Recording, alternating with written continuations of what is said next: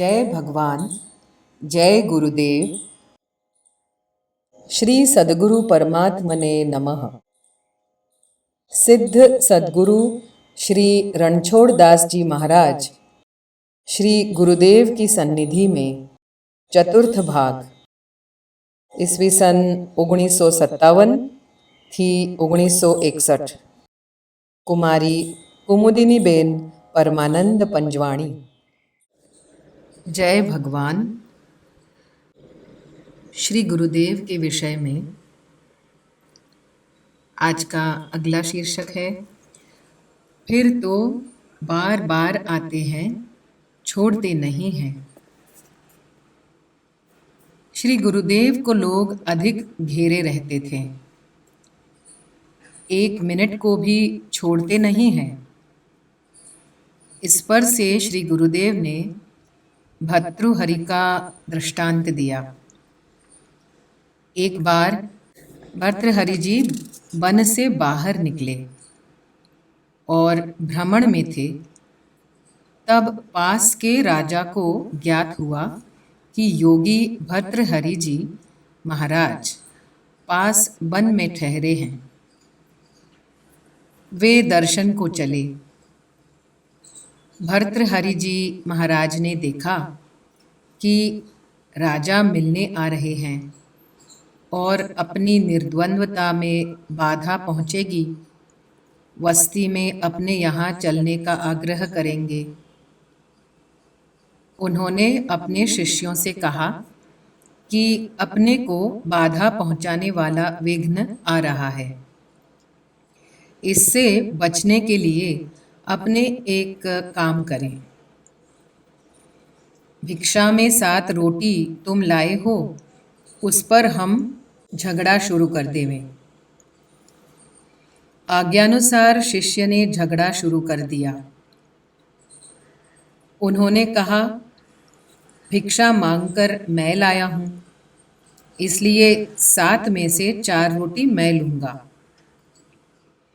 भर्तृहरि ने कहा, भिक्षा के लिए भेजने वाला मैं हूँ, और दूसरी बात यह भी है कि मुझे बहुत ज़ोरों से भूख लगी है। 4 रोटी मैं लूँगा और 3 रोटी तुम्हें दूंगा। इस तरह झगड़ा करते थे। आने वाले राजा ने यहाँ सब सुना और देखा।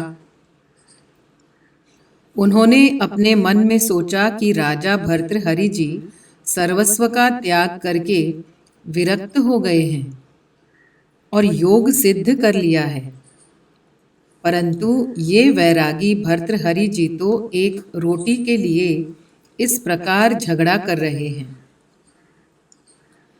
वैराग्य होवे तो ऐसा कभी नहीं हो सकता, इसलिए सुना हुआ सब व्यर्थ है। यहाँ प्रत्यक्ष में देख लिया है, तब अब क्यों इनके पास जाना। राजा चुपचाप लौट आए। भर्तृहरि जी ने यह देख निर्द्वंद्व और पूर्ववत शांति से अपनी मस्ती में निर्द्वंद्व हो गए। यहाँ पर भी ऐसा ही हाल है। कभी मैं वैष्णव दास जी से झगड़ा करता रहता हूँ कि तुमने एक बोरी आटे की पूड़ी ज़्यादा बनवाया है या हलवा में ज़्यादा घी छोड़ा है। कभी कृष्णा से झगड़ा करता रहता हूँ कि तुमने फालतू खर्च बहुत बढ़ा दिया है। कभी ओमकार से झगड़ता हूँ कि तुम्हारे हिसाब में कुछ ठिकाना नहीं है, सब गपाड़ा है। इन बातों को लेकर सभा में बैठे हुए कई लोग अपने मन में मेरे लिए क्या क्या समझ लेते हैं और अपना अपना रास्ता नाप लेते हैं, फिर दोबारा आते नहीं। कई लोग ऐसे भी होते हैं कि दोबारा आते हैं, तब दूसरी ही बात सुनते देखते हैं, फिर तो बराबर आते हैं और छोड़ते नहीं है। झूठे सेवक। रात्रि के 9 बजे श्री गुरुदेव स्वयंसेवक भाइयों को साथ बातचीत कर रहे थे। श्री गुरुदेव ने कहा, आप में से ये सच्चा सेवक कौन है? श्री गुरुदेव ने यही बात 2-3 बार कही, परंतु किसी ने भी नहीं कहा कि मैं सच्चा सेवक हूं। श्री गुरुदेव कहते हैं, अच्छा भाई देखो, जो सच्चा सेवक हो वो बोलने की बजाय केवल अपना हाथ उठा देवें, परंतु किसी ने भी हाथ नहीं उठाया। श्री गुरुदेव ने हाथ उठाने के लिए भी 2-3 बार कहा। तब राजकोट के रिटायर्ड थानेदार भानुभाई पोबारू ने कहा, सरकार, सच्चा सेवक तो कोई नहीं है, हम सब तो कई गलतियां करने वाले हैं, हमसे क्या सेवा हो सकती है? श्री गुरुदेव ने कहा, अरे भाई, आप सब इतने साल से और इतनी अधिक संख्या में मुझे घेर कर रहते हो और आप में से कोई हमारा सेवक नहीं है। खैर, सच्चा सेवक कोई नहीं है तो झूठा सेवक हो वो हाथ उठा देवे। सुनते ही सब के सब भाइयों ने अपने हाथ उठा दिए। इस पर श्री गुरुदेव सहास्य प्रसन्न मुद्रा से हमको निहारते रहे। श्री गुरुदेव की आंखें भी प्रेमाश्रु से छलछला उठी। चित्रकूट के समीप के सरैया गांव के 20-25 भाई नेत्र यज्ञ में सेवा करने को आए थे। आज उनको विदा करते समय श्री गुरुदेव ने कहा, इस यज्ञ में आप सब ने ऐसी उत्तम सेवा की है कि उसका पैसे के रूप में कोई मूल्य हम चुका नहीं सकते हैं। वस्तुतः आपकी सेवा का पैसे के रूप में मूल्य चुकाने का मतलब आपका अपमान करना है। 2 दिन पहले चादरों के 2 बंडल 2 मिनट के लिए मैंने उठाए थे तो मेरे हाथ दर्द करने लगे थे, जबकि आप लोगों ने इतने बड़े बड़े भगोने और अनाज के बोरे उठाए हैं। रात दिन इतनी बड़ी भट्टियों के पास डट कर काम किया है। आपने रात व दिन सेवा कार्य में एक कर दिए हैं। आप ऐसी उत्कट सेवा करेंगे, यह अनुमान औरों को नहीं था। आज वे सब इसकी प्रशंसा कर रहे हैं। देखो, सुनो, मैं आप लोगों से मीठी बातें करके खुशामद नहीं कर रहा हूं, बल्कि यह शब्द मेरे हृदय के हैं, यथार्थ सत्य है। मैं किसी से खुशामद कराना पसंद नहीं करता हूं और न मैं खुशामद करना पसंद करता हूं। श्री गुरुदेव के इन वचनों को सुनकर सरैया वालों के हृदय पुलकित हो गए और उनकी आंखों में प्रेमाश्रु बहने लगे। श्री गुरुदेव की आंखें भी प्रेमाश्रु से छलछला उठी और गदगद कंठ हो गए। पास में टेबल पर रखा हुआ रुमाल उठाकर श्री गुरुदेव ने अपनी आंखें पोंछी। पश्चात सबको नाम लेकर अपने निकट बुलाए। आने वालों ने 1-1 रुपया भेंट चढ़ाकर श्री गुरुदेव को प्रणाम किया। श्री गुरुदेव अत्यंत प्रसन्नता से उसके हाथों में वस्त्र, प्रसाद कंबल तथा रुपयों की नोट से भरा हुआ कवर देते रहे। इस प्रकार सरैया वालों को विदा किया। एक एक सरैया वाले ने विदा होते वक्त यही मांग की कि महाराज जी, हमारे गांव में जल्दी पधार कर दर्शन देना। दर्शनार्थियों में से एक भाई ने अपने परिवार में किसी भाई को भूत प्रेत लगने की बात कहकर झाड़ा फूंकी कराई है, ऐसा बतलाया। इस पर पूज्यश्री कहते हैं, यह झाड़ा फूंकी मुसलमानों के समय से आई है। यह अपने यहाँ की चीज नहीं है। मेरा दृढ़ विश्वास है कि बिना ईश्वर इच्छा के कुछ नहीं हो सकता है। सभी कुछ उसकी आज्ञा से होता है। आज नेत्र यज्ञ की पूर्णाहुति के बाद श्री गुरुदेव चित्रकूट पधारे।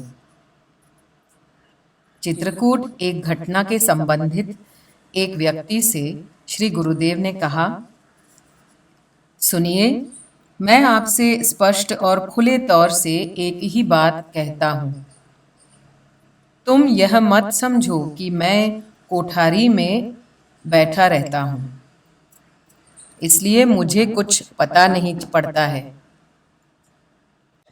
मैं तुम्हारी एक एक पल की घटना व क्रियाओं को देखता रहा हूं कि तुम कहाँ कहाँ जा रहे हो और क्या क्या कर रहे हो, किस किस से मिलते हो और किस किस से क्या क्या बातें कर आते हो। तुम्हारा कल्याण इसी में है कि तुम यह मत समझो कि मुझे कुछ भी पता नहीं पड़ता है। पक्का निश्चय करो कि मुझे तुम्हारा सब पता रहता है। तुमने जो यह भयंकर चक्र शुरू कर दिया है, इसे बिल्कुल बंद कर दो। इतनी खटपट क्यों कर रहे हो? घर बार, पुत्र पुत्री, परिवार व कारोबार छोड़कर मेरे साथ रहकर कितना कष्ट उठा रहे हो, किंतु भजन से ज्यादा खटपट में लगे रहते हो। इस पर तो कुछ विचार करो। ऐसे रहने से तो अपने घर रहकर अपने कर्तव्य व जिम्मेवारियों का पालन करोगे तो तुम्हें शांति और प्रसन्नता की अनुभूति अवश्य होगी। श्री गुरुदेव ने एक दृष्टांत देते हुए कहा, एक व्यक्ति को बचपन से ही चोरी करने की आदत हो गई थी। चोरी करना उसका स्वभाव ही बन गया था। वह विरक्त दीक्षा लेकर साधुओं में रहने लगा, परंतु चोरी का स्वभाव छूटा नहीं था। इसलिए वह क्या करता जानते हो? नियम, जाप, संकीर्तन, पूजन, सेवा आदि खूब करता था। फिर रात्रि में और दोपहर में जब और साधु संत कुछ विश्राम करते थे, तब वह साधु मौका पाते ही दूसरे साधुओं की लंगोटियां इधर की उधर और उधर की इधर कर देता था। एक की लंगोटी उठाकर दूसरे के आंचल के साथ रख देता था और दूसरे की उठाकर तीसरे के सामने रख देता था। इस तरह लंगोटियां उठा उठाकर उलट पलट रख देता था। तभी उसे चैन पड़ता था और बाद में वह अपने आसन पर जम जाता था। फिर प्रातःकाल साधुओं में अपनी अपनी लंगोटी के लिए हो हल्ला होवे, सुनकर उसे बड़ा ही संतोष और सुख होवे। ऐसा स्वभाव दुर्जनता का होता है। ऐसा हमारे धर्मशास्त्रों ने कहा है और हमारे ऋषि महर्षियों ने कहा है। मैं तो इतना ही कहता हूं कि आप जो कर रहे हैं वह केवल लंगोटी बदलने जैसा निरपराध कृत्य नहीं है, बल्कि कईयों को जान से भयंकर खिलवाड़ तुम कर रही हो। इतना सब के सामने मैं स्पष्ट कहता हूं कि ताकि सब कोई सावधान हो रहे। तुम्हारी कई कही हुई बातों पर बिल्कुल विश्वास न करे। सब कोई अपने मन को शांत रखें और अनन्य निष्ठा रखें। चित्रकूट में जया बहन हैदराबाद से अपनी बच्ची चेतना के साथ आई हैं। वे चेतना के साथ सती अनसुया जी के दर्शन को गई थी। वहां छोटी सी शिला पर से गिरने से चेतना के पांव की हड्डी टूट गई। श्री गुरुदेव की आज्ञानुसार बांदा अस्पताल में उसे भर्ती करा दी गई और एक्सरे रिपोर्ट में उसके पांव में 3 जगह पर टूट दिखाई दी। डॉक्टर के अभिप्राय के अनुसार उसे कानपुर अस्पताल में इलाज के लिए भेजा। तब श्री गुरुदेव ने कहा, जया, चेतना, मैं जरूर कानपुर आकर तुम्हें मिलूंगा। बिल्कुल अच्छा हो जाएगा, घबराना नहीं और इलाज बराबर करना। एक बार एक महात्मा जी श्री गुरुदेव को दंडवत प्रणाम करके खड़े रहे। तब श्री गुरुदेव ने कहा, कहिए महात्मा जी, कुशल हो ना? राम नाम लेते हो ना? महात्मा जी कहते हैं, बड़े महाराज जी, अगर ठीक से राम नाम लेते होते तो हमें तुम्हारे पास क्यों आते? आप कृपा करें और आशीर्वाद दें, यही प्रार्थना करने के लिए उपस्थित हुआ हूँ। पूज्य श्री कहते हैं महात्मा जी से, अधीर मत हो, तुम जो कर रहे हो वह बिल्कुल सही हो रहा है। परिणाम के लिए अधीर नहीं होना चाहिए और अपने पुरुषार्थ में डट कर रहना चाहिए। परिणाम तो समय आने पर अपने आप प्रत्यक्ष हो ही जाता है और वह तो भगवान की चीज है। इसलिए अगर हम उसके लिए सोच करें तो वह हमारी अनाधिकार चेष्टा होती है। हमारे अधिकार की बात सिर्फ यही है कि अनन्य निष्ठा व धैर्य के साथ अपने लक्ष्य पूर्ति के पुरुषार्थ में उत्साहपूर्ण प्रसन्न चित्त से लगे रहना। महात्मा जी के विदा होने के पश्चात श्री गुरुदेव महात्मा जी से श्री गुरुदेव कहते हैं, महात्मा जी बड़े अच्छे, सरल और तनमन वचन के सत्य उपासक हैं। उनके कहने का भाव तात्पर्य यह था कि मेरी सम्यक भक्ति होती तो आप मेरे यहाँ चले आते, मैं आपके पास नहीं आता। मेरी भक्ति अधूरी है, मैं ठीक से राम नाम लेता नहीं हूँ। यह ध्रुव है कि राम जी अपने भक्तों के वश में है। जो उन्हें भजता है उसके पास वह खुद पहुंच ही जाते हैं। चित्रकूट में श्री गुरुदेव के लिए आवश्यकता होने से और कानपुर कुछ भाई जा रहे थे, इसलिए मैंने 3 गरम ब्लैंकेट मंगवाए। यह जानकर श्री गुरुदेव ने कहा, क्यों 150-200 रुपयों का नाश किया? मुझे देती तो मैं भंडारा करता।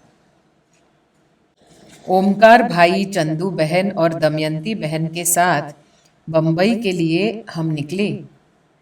चित्रकूट से निकलते समय श्री गुरुदेव ने कहा कि 15 दिन में मैं पुष्कर आऊंगा और 15 दिन रहूंगा। कृष्णा बहन अभी सतना व चित्रकूट के कार्यवशात श्री गुरुदेव के पास रही हैं। 7 जनवरी 1960 से 10 फरवरी 1960 को एक अविस्मरणीय यात्रा प्रवास पशुपतिनाथ। विदिशा में जनवरी सन 1969 नेत्र यज्ञ में श्री गुरुदेव विराजे थे। एक बार हरि भाई व माँ के साथ बात करते थे, तब श्री गुरुदेव ने मुझे बुलवाई और पूछा, कमु, सतना नेत्र यज्ञ के पश्चात जो यात्रा प्रवास किया था उसकी नोंद तूने की है? मैंने कहा, जी नहीं। आपने कहा था कि नोंद नहीं करना, कुछ लिखना नहीं। पूज्य श्री कहते हैं, हरि भाई से भी बात नहीं की है? मैंने कहा, जी नहीं। फिर से गुरुदेव पूछते हैं, डहाणू पहुंचने पर तो कुछ नोंद किया होगा ना? मैंने कहा, जी नहीं, डहाणू में भी कुछ लिखा नहीं है। पूज्य श्री ने कहा, क्यों ऐसा किया? मैंने कहा, आपकी आज्ञा के अनुसार किया। गुरुदेव कहते हैं, लो यह कलम कागज, लिखो। मैं लिखाता हूँ, जितना स्मृति में आ जाए।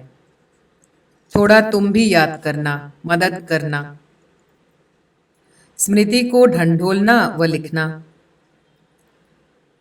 अभी बातें करते करते भी स्मृति सजीव सी होगी। उस समय जो लिखा है वही वर्णन यहाँ दिया है। श्री गुरुदेव का भोपाल से फोन मिला कि तारीख 3 या 4 जनवरी 1960 को रात्रि को गुना पहुंचो, स्टेशन में ही रहना। रफीक ड्राइवर व सुरेश तुम्हें लेने को जीप लेकर आ जाएंगे। मैं 4 जनवरी 1960 रात्रि को करीब 3 बजे रफीक व सुरेश के साथ में आनंदपुर पहुंची। श्री गुरुदेव प्रतीक्षा कर रहे थे। खूब प्रसन्नता से कहा, कमु, बहुत शीघ्र अपने को यहाँ से निकलना है। तू बहुत जल्दी स्नान आदि से निवृत्त होकर भोजन बनाकर मुझे रोटी पवा देना, फिर तू भी पा ले।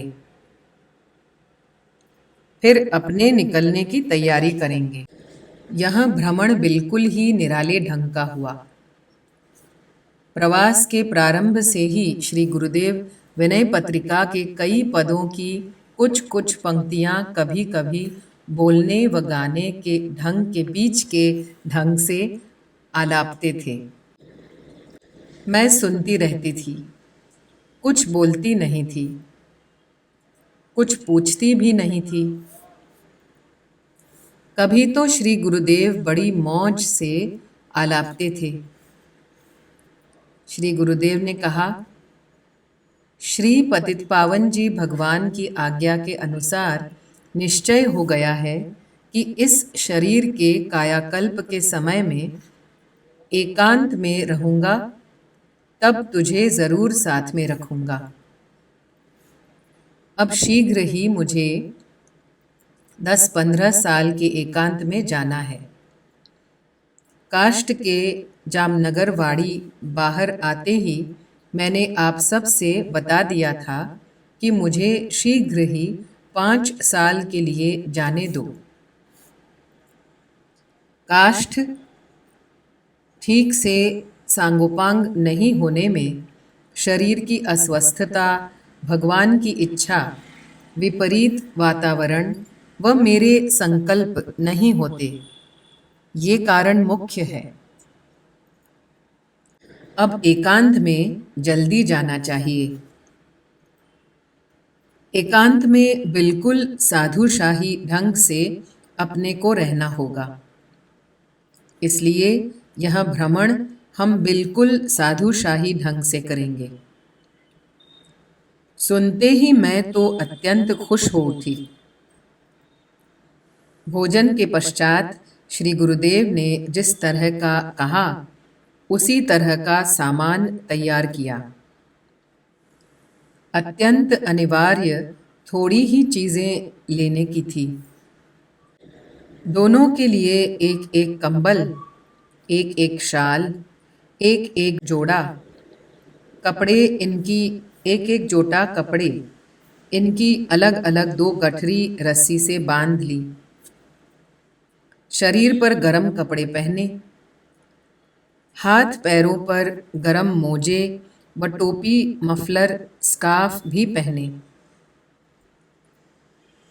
श्री गुरुदेव के श्री हस्तों में एक में गठरी और दूसरे में कमंडल, श्री चरणों में बाटा की सफ़ेद स्लीपर। मेरे एक हाथ में एक गठरी और दूसरे हाथ में कपड़े का बटुआ, उसमें छोटी कंघी, कुमकुम, बिंदी की डिब्बी, काजल की डिब्बी, साबुन की डिब्बी, दंत मंजन व ब्रश, स्टील की एक भगोनी जिसमें पौना लीटर पानी रह सके, लोहे का बिल्कुल पतला व हल्का गोलाकार तवा, पॉलीथीन की छोटी थैली में 8-10 कागज और एक कलम। बस इतना ही सामान लिया गया और भ्रमण शुरू हुआ। 5 जनवरी 1960 को ही अनंतपुर से जीप में झांसी पहुंचे। वहां से रफीक व सुरेश के वापस अनंतपुर भेज दिए। हम वहां से ट्रेन में कानपुर, लखनऊ होते हुए बाराबंकी पहुंचे। वहां 2 दिन ठहरे। पश्चात गोरखपुर में 1 दिन ठहर बलरामपुर होते हुए गोड़ा गए। वहां एक पेड़ के नीचे एक रात्रि रहे। मगहर जाकर पुनः गोरखपुर से समस्तीपुर नरकटियागंज की ट्रेन से रफसौल होते हुए थानकोट में रात्रि रहे। यह यात्रा कुछ ट्रेन से, कुछ बस से और कुछ पैदल हुई। थानाकोट से टैक्सी में काठमांडू होते हुए श्री पशुपतिनाथ जी के मंदिर पहुंचे। पश्चात नदी तट पर श्री मत्स्येंद्रनाथ जी मंदिर में दर्शन को गए। पशुपतिनाथ में सूर्यास्त के पश्चात रात्रि उतर रही थी। उस वक्त श्री गुरुदेव नदी के तट पर मैं हरि पतित पावन सुने और है नीको मेरे देवता कौशलपति राम, ये 2 विनय के पद बार बार थोड़ा थोड़ा आलापते थे, फिर मौन हो जाते थे। सहसा मुझसे कहा, कुमुदिनी, तुम सुनती हो तो मेरी मदद में तुम भी थोड़ा थोड़ा बोलो ना। तुम्हारे परिवार में तो संगीत का वारसा खून में उतर आया, पुश्तैनी है। कितना निर्द्वंद्व, शांत और आनंददायक स्थल है। मौज से गाओ ना। मैंने प्रारंभ किया तो श्री गुरुदेव ने दोनों पद पूरे पूरे 2 बार आलापे थे। इस प्रवास में और बाद में भी मौका मिलने पर इस प्रकार कई पद आलापे थे। श्री गुरुदेव ने जिस ढंग से आलापे थे, उसी ढंग से विनय पत्रिका के इन पदों की कैसेट तैयार करने की इच्छा है। श्री मत्स्येंद्रनाथ जी मंदिर में कोई श्रद्धालु भक्त यात्री साधुओं को पूड़ी शाक व हलवा दे रहे थे। श्री गुरुदेव ने नहीं लिया। उसके खूब आग्रह से पूछने पर श्री गुरुदेव ने बताया, हाथ से टिक्कड़ बनाकर पाता हूं। उस भक्त ने फौरन ही सब सुविधा धर दी। हम नदी के तट पर ही भोजन बना रहे थे। वहां वह भक्त श्री गुरुदेव के निकट में बैठे और बातें कर रहे थे। फिर उन्होंने ही पास की धर्मशाला में ठहरने की व्यवस्था करा दी। दूसरे दिन भगवान पशुपतिनाथ जी के दर्शन करके विष्णुमती नदी के तट पर शांत स्थल में बैठे थे। सामने से भभूत लगाए तथा हाथ में चिपिया चिमटा लिए हुए एक जटाधारी महात्मा जी ने श्री गुरुदेव के सन्मुख पहुंचकर हाथ जोड़कर अलख निरंजन कहा। पश्चात पूछा, आप ही हैं श्री श्री 1008 चित्रकूटी श्री श्री श्री रणछोड़ दास जी बाबा गुरु श्री परिहारी जी बाबा? पूज्य श्री ने कहा, जी महाराज जी, यह दास वही है। महात्मा जी हर्षातिरेक से श्री गुरुदेव को ऐसे भेंटे रहे कि मुझे चिंता हो गई, कहीं श्री गुरुदेव के सुकुमार श्री विग्रह को पीड़ा न पहुँचे। श्री गुरुदेव ने अपनी शाल का आसन अपने पास में ही बिछाते हुए कहा, पधारिए महाराज जी, विराजिए। महाराज जी दंडवत प्रणाम करके विराजे। उन महात्मा जी ने पूज्यश्री को दंडवत प्रणाम किया और फिर विराजे। अपने हाथों में श्री गुरुदेव के श्री हस्तों को थामे रहे। महात्मा जी ने कहा, बाबा जी, मेरा नाम भैरव नाथ है। पटना के पास के नाथ नगर से आया हूँ। एक बार आपके दर्शन को चित्रकूट गया था, परंतु निराश ही लौटना पड़ा था। अब आपके पास पहुंचा हूं तो मुझे एक क्षण की भी व्यर्थ की देरी अब नहीं करनी है। बाबा जी, आप कृपा करके मेरे प्राण की गति देखिएगा। मैं क्रिया प्रारंभ करता हूं। श्री भैरवनाथ जी महात्मा जी ने यूं कहते ही दीर्घ श्वास प्रश्वास लिए, फिर स्थिर शांत आसनबद्ध विराजे। 5-8 मिनट में ही वे समाधिस्थ हो गए थे। श्री गुरुदेव ने बिल्कुल स्थिर निगाह से 15-20 मिनट तक उनको बराबर देखे। फिर जैसे विराजे हुए थे वैसे ही सहज ही समाधिस्थ हुए।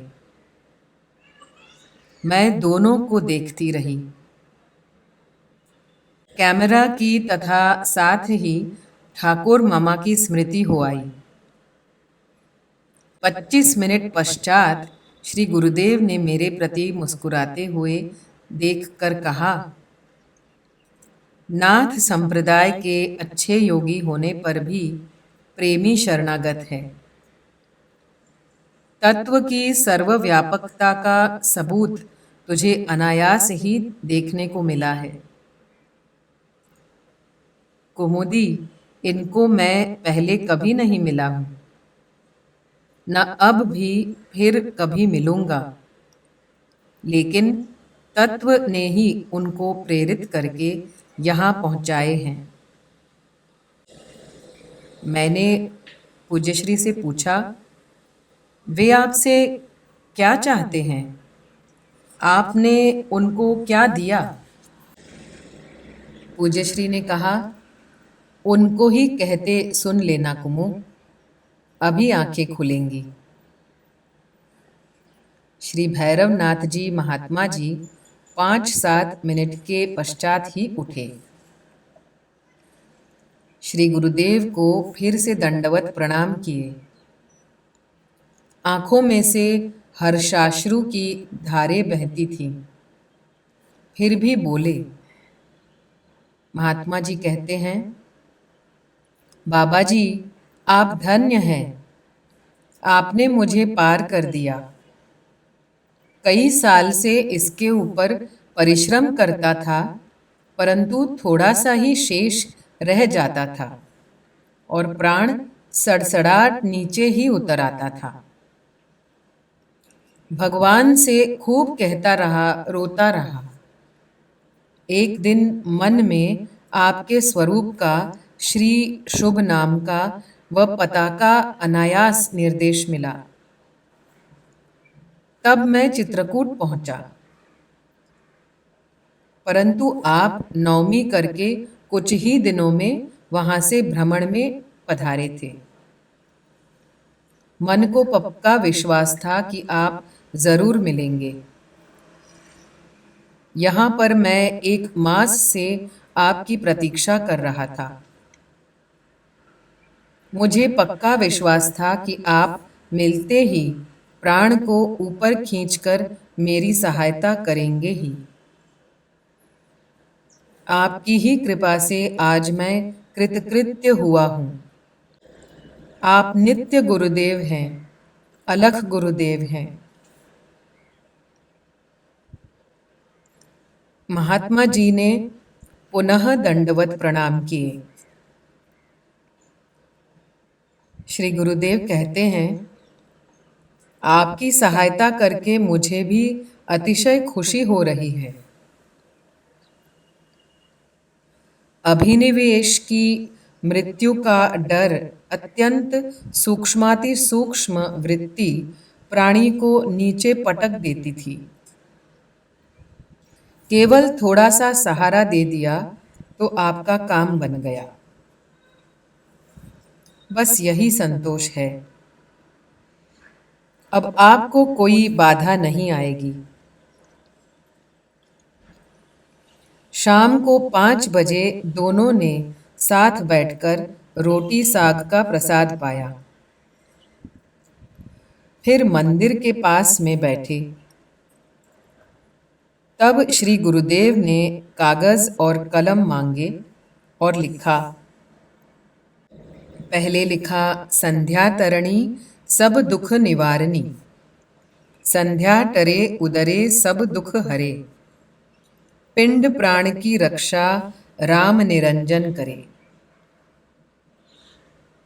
दूसरा, ज्ञान दीप मन पुष्प पंच इंद्रिय हूता, क्षेमा जाप समाधि पूजा ओम नमो देव निरंजन, अखंड मंडलाकारम व्याप्तम येन चराचरम,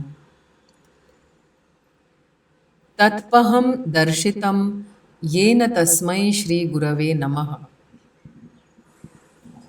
परम गुरुभ्यो नमः, परमात्मा गुरुभ्यो नमः, आदि गुरुदेव अनंत गुरुदेव अलख गुरुदेव शरण गुरुदेव के चरणारविंद को नमो नमस्ते। तीसरा लिखा, हरते सकल संताप दुख दारिद्र रोग पीड़ा, अनेक विघ्न खंडनम तस्मै श्री राम रक्षा, निराकार वाणी अनुभव मुक्ति जानी, बांधिया मूल देखिया स्थूल, गरजिया गगन धुन ज्ञान लागा, त्रिगुण सो रहित मय शील संतोष भय, राम रक्षा दिया रंकार जागा, पंच तत्व 25 प्रकृति पंच भूतात्मना पंच वायु समदृष्टि घेर आई, प्राण अपान उदान व्यान समान मिल अनहद शब्द की खबर पाई, उलटिया सूर्य ग्रह दंड छेदन किया, पेखिया चंद्र जहां कला सारी, अग्नि बहु प्रकट भई जरा व्याधि जरी, डाकिनी सांकिनी घेर मारी, धरनी आकाश बीच पंथ बेहता किया, भूत प्रेत दानव संघार मारा, वज्र की कोठरी वज्र के दंड ले, वज्र के खड़ग से काम मारा। गरुड़ पक्षी उड़े नाग नागन डसै, परंतु विषय की लहर से निंद्रा नहीं व्यापी। पशुपतिनाथ में 3 दिन ठहरे। वहां से सूर्य विनायक गणेश जी के दर्शन को गए। मंदिर बहुत विशाल व सुंदर है। रात्रि वहीं रहे। वहां से चंगू नारायण में रहे। श्री गुरुदेव ने कहा, अपने को तो निर्द्वंद्व घूमना ही है, चलें जनकपुर का दर्शन कर लें। श्री रामचंद्राय नमः। श्री पतित पावन चरण कमलेभ्यो नमः। श्री सद्गुरु परमात्मने नमः।